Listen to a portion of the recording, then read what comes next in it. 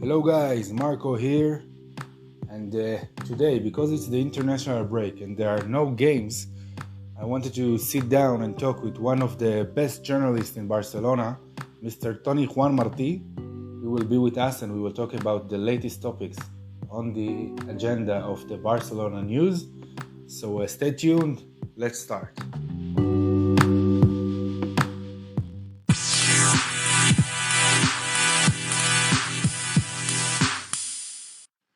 Hello, Mr. Toni Juanmarti.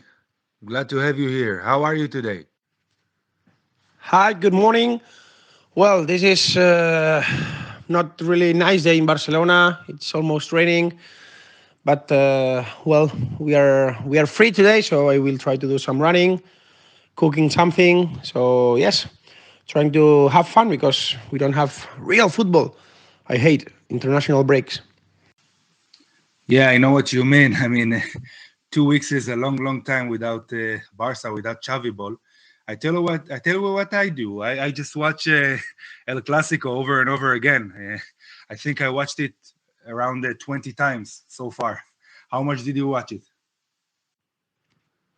Well, I'm not really a fan of watching games again. So I think I have seen the goals again a couple of times, but not the full game. All right then. I mean, it is my solution for the international break. So you can watch it or not. Honestly, I don't regularly watch games over and over again, but this one was different for me. But now we will head over to the questions. I mean, we have a lot of things to talk about, and I asked my teammates, my team, to ask some questions about the current situation in Barca. Um, I wanted to ask you, from what you know, the current atmosphere right now in Barca, in Barcelona, the dressing room, i- are they united behind Xavi? They all seem very happy right now. Is it really true? Yes, that's true. I mean, you have to only to see the videos that the club published in social media to check that the atmosphere in the dressing room is now really great. Xavi is managing this really well. Old players, I mean, the most experienced players are helping also the coach to get this good atmosphere in the dressing room. You know, the last years it was not easy, but now it's great. The young people, they are happy, they're really motivated, and of course, results help you because otherwise, if you don't get results, the atmosphere in the dressing room is not the same. But yes, everybody's focused, everybody's connected. So yes, I would say that for the moment, the dressing room lives the best moment in the last maybe 6, 7 years. Correct me if I'm wrong. Of course, results are the main thing that is important. Pep Guardiola also said that without results, the problems will arrive.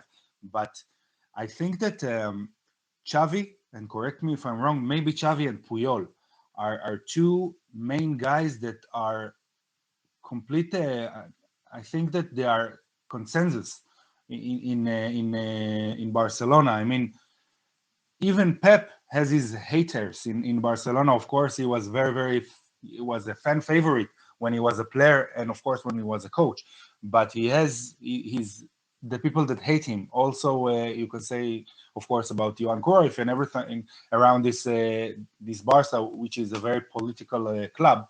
But I think that Xavi and of course Puyol, but Xavi is one of the guys that can really unite the whole club behind him because of the tenor, because of the who he is. What do you think? No, yes, of course. At the end, it's important when you are the coach of Barcelona to be someone respected, not only by the supporters, only by the players. And at the end, Xavi was God as a player. So the best midfield in the history of the club, the best midfielder. So nowadays, it's more important these things than really good coaches in terms of tactics or whatever you mean. So the most important thing is to be respected. And for example, Zidane had it with Real Madrid. So Xavi, yes, is the one who can do it, and he's doing that perfectly. Yeah, I agree totally. I mean, for me also, he's the one. But let's head over to another topic. I mean, I think that right now most fans really want to know what happens with Araujo and Gavi. What's going on with their contract? I mean, you hear so many reports on the media. Um, I believe that the truth is somewhere in the middle. Uh, what is your information about this matter? I think they are both going to extend the contract. Of course, this is part of the talks. This is part of the deal, part of the business. That each part has to defend their own interest. So I can understand that sometimes it's not easy, but I'm convinced that they are going to stay both. I think the club is going to do a bit more effort to keep them, and they are going to accept that there is now a new structure of salaries, and maybe they will. I don't know how to say. They will accept that in other clubs they could be having more money, but they will accept the contract. So I wouldn't say 100%, but of course I think that it's most likely that they are going to extend. I have no doubts about that. Maybe in the case of Gavi, I see it closer than in the case of Araujo. But I'm not saying that Araujo is not going to extend. It's just maybe for the moment I have better feelings with Gavi's extension. Yeah, I have the same feeling, and I'm happy that you that you feel that way as well. So, if we're talking about Gavi and Araujo that will extend, is there anything new around Dembele? Because it seemed like a lost cause just 2 3 months ago, and now we hear maybe different voices again. I have a feeling that we hear that there are too many people around Dembele that do the talking and not him himself. He has his agent, he has his entourage that is around him, his friends, his family, that all talk in different voices. And at the end of the day, I think that it's more likely that he will leave, although it's not the door is not closed completely. But I will be happy to hear from you. What do you think about it? I think we are talking only about money. Money is the one and only problem about Dembele in Barcelona. The club is seeing that the club sees that Usman is really good player, and he's now happier than ever as a Barcelona player. Xavi has given him a lot of love. He's adapted. He's happy with the dressing room mates. He's now making more jokes than ever been told. So he's happier, but he has a price. He's still with the same idea that he has a price. The club has the same idea, but in other direction. The price is another price. So I think, of course, they are going to have a meeting.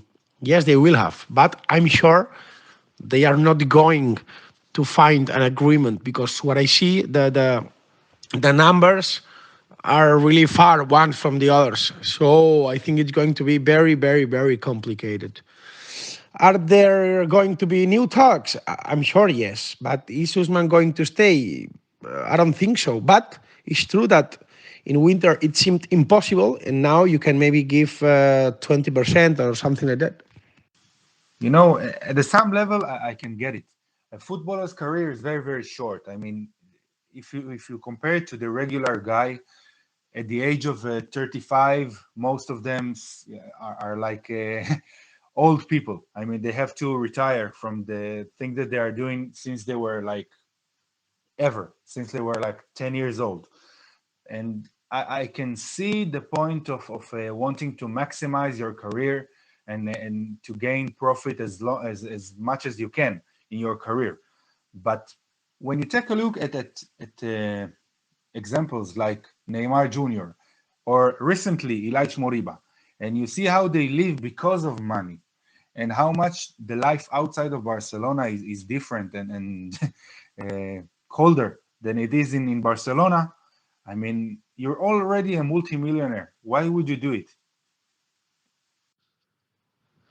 Yes, that's true. I think all players, when they leave Barcelona, they say that they regret leaving Barcelona, or that there's no other place as good as Barcelona. But sometimes when you see that, it's too late, and that's what happened with Neymar. That's what I think is going to happen with Dembele, even if he has lived not really good moments here because the club was crazy, not winning games. But yes, now the club is starting being great, so I think it can happen with Usman. Yeah, I agree. I think that you need to be foolish. I mean, you lived these 4 bad years, and now finally you have a coach who gets you. You have Xavi. You have a new team, new sensations, and living this project will be a very foolish thing, in my opinion, too. But I think it was Mr. Burns in The Simpsons who said once, "I have property, I have money, and it worth $1 billion, and I would give it all back. I will give it all for $2 billion." I mean, maybe sometimes you just want to to get more money. I mean, what can you do? But let's just think about it. If Dembele in fact doesn't renew, and Adama Traore, most probably we will talk about him also. But what are the options for Barca in the right wing area? I mean, there are talks about Raphinha from Leeds. There are talks about Anthony from Ajax, although both of them will cost much money unless Leeds will relegate from the Premier League. But are there more interesting options in this area? I think for the moment the club is focused on defensive signings.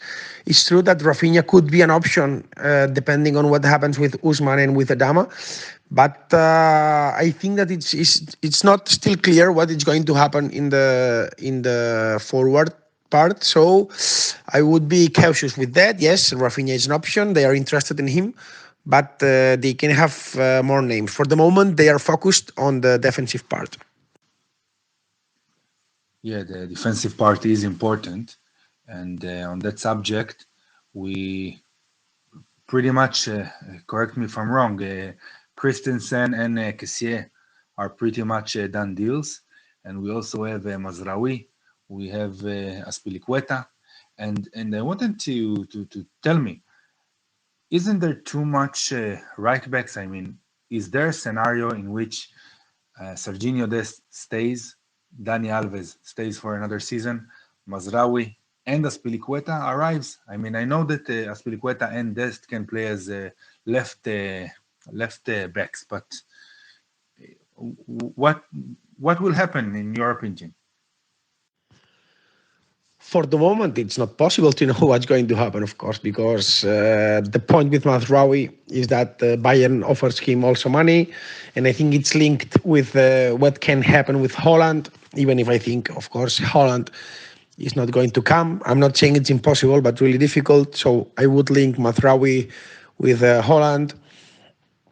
In case of Azpilicueta, it depends on what happens with his contract with Chelsea. If they extend for one more year, but he has to reach a number of games, and it's like still difficult. What I want to say is that, of course, you cannot have four right backs: Alves, Serginho, Mazraoui, and Azpilicueta. Even if that, I tell you that I think Azpilicueta and Mazraoui both are not going to come. My feeling, and it's not information, my feeling is that only one of two is going to come, and then let's see if they extend the Alves contract. And notice that also Serginho can be the replacement for Alba in the left side, so still not clear. Yeah, and of course, part of strengthening the defense is selling what we already have. I mean, I think that it's common sense that Mingueza, Lenglet, and Umtiti should leave the club in the summer. But are there any offers on the table? Anything new? No, no. For the moment, nothing concrete in defense. Not having talks about that. Let's see what happens in summer. Of course, with Lenglet, the club would be open to let him go, but it's not clear. I think he could leave the club, but I don't know what's going to happen and if he receives the right offer or not. So I think we have to wait in that point. All right, and your thought about Sergio Roberto and Riqui Puig, are both of them about to leave the club in your info, in your opinion?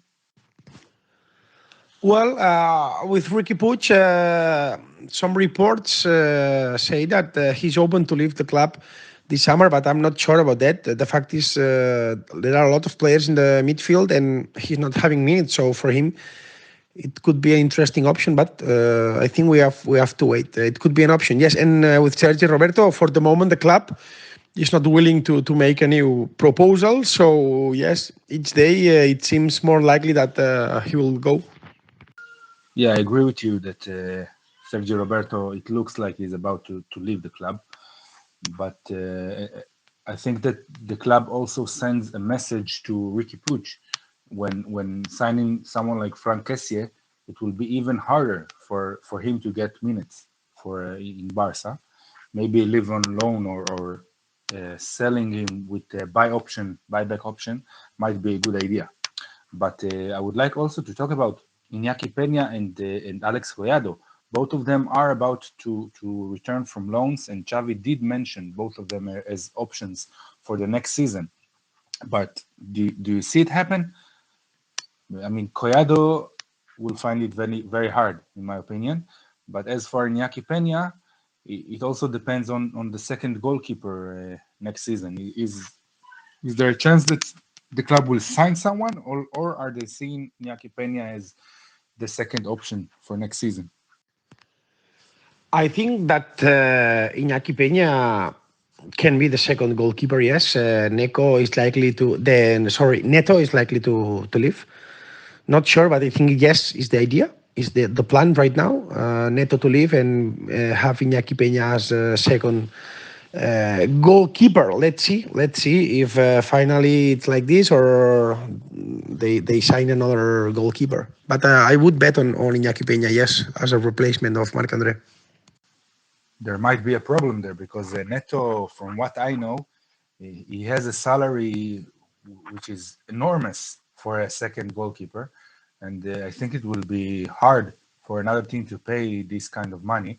And he has a contract for 2 more years, so hopefully he will cut his salary a bit, or I don't know how, but they will find a solution to make him leave the club. Yes, this has been the problem. Last year, Villarreal was interested in Neto, but of course, his salary is a problem. But don't know. Let's see what happens because at the same time, he wants also to live and playing more games, so he will have to make an effort in this area. Yeah, I agree with you. And before we get to the new names on the table, the players that will not be free transfers, I think that we have to address the CVC deal. Is that where is it standing right now? Well, I have to admit that in that point, I don't have much more information than what it's been reported. That they are in talks to sign the deal and get the money, but they want special conditions, so they are still talking about that. And I think they are going to find an agreement. Yes, because otherwise you don't keep talking for a long time. So I think they are willing to find an agreement and sign for CVC, but with special conditions in terms of. Debt and all these things that for me are difficult to explain in terms of economical issues.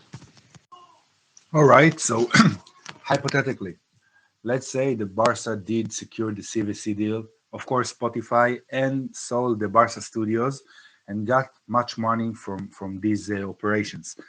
They still have a lot of debt and still have to be responsible, as Laporta said, and Rafa used as well. Um, so, from what you know, is the Erling Haaland deal really? Are we really behind Manchester City and Real Madrid on this operation, or they are trying or did they hear you in the Siempre Pod saying that we have to say that we can't cope with the finances of this operation? Is this Can we do it? Can we bring Erling Haaland, or someone big like Salah, like Lewandowski to Barca this summer? This is the $1 million question, no? Because I think we are all getting tired about Erling Haaland's future. I think that Barcelona is really not optimistic with Erling Haaland because they know that their offer wouldn't be the best one and not so far not as good as the one of Manchester City. They need also to afford the deal to sign with CVC and other agreements.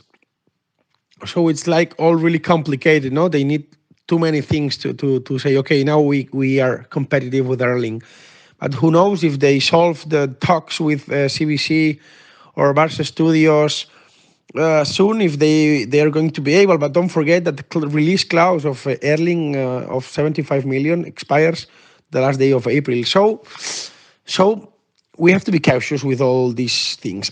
My feeling is that Erling Haaland is not impossible, but yes, it's low chances. Low chances. I think the club has been saying that more or less that it's really difficult, these things, and they are preparing supporters to accept that Erling Haaland is not going to come.